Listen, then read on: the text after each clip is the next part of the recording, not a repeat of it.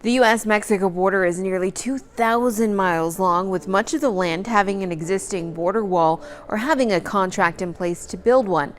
But it wasn't always that way. The first reported barrier was built in the early 1900s in between Nogales and Nogales, Sonora. The 6-foot tall wire fence was built by the U.S. to deter cattle from crossing the border. There was a 5-strand barbed wire fence. That's all it was. Like a cattle fence. All the way to Salsa de Peña Blanca and all the way going to Cochise.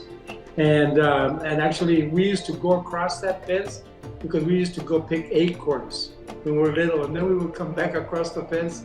Sometimes you wouldn't even recognize that there was a cattle fence for a ranch, or it was the border. We did that as kids all the time. Everybody did that.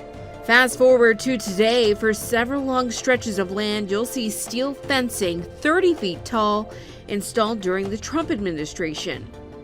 So how did we get from blocking cattle to blocking out people?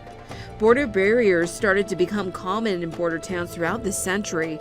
During the George H. Bush administration, several miles of fencing was installed in 1993 along the San Diego-Tijuana border. And while Republicans have historically encouraged a border wall, Democratic leaders have also helped build the wall. President Bill Clinton even using Vietnam-era landing mat in the 90s used during the war to help helicopters land. And the border wall would only expand, with President Trump securing $1.6 billion from Congress in 2018, with plans to build and replace around 100 miles of border wall.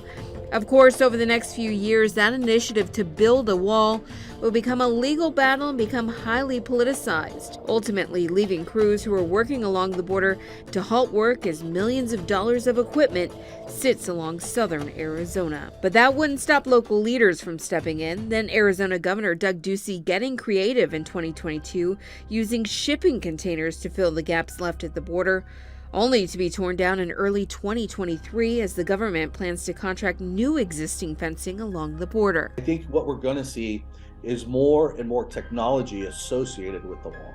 So when we say the wall, I think of it more as a system.